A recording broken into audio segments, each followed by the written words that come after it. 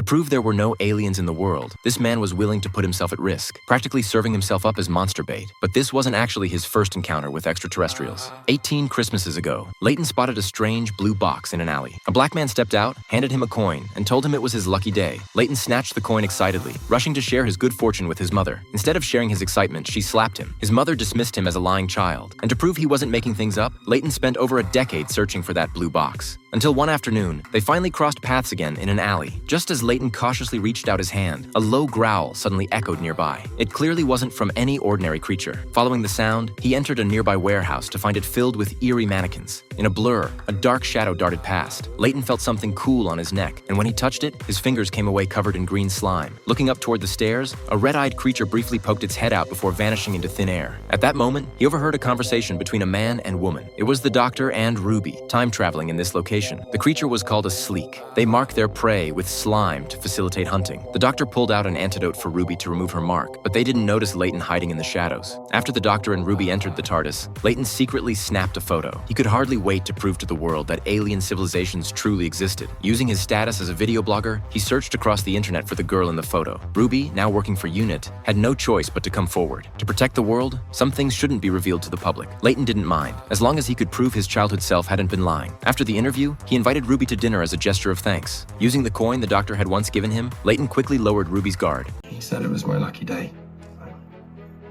I think he was wrong. I think that's today.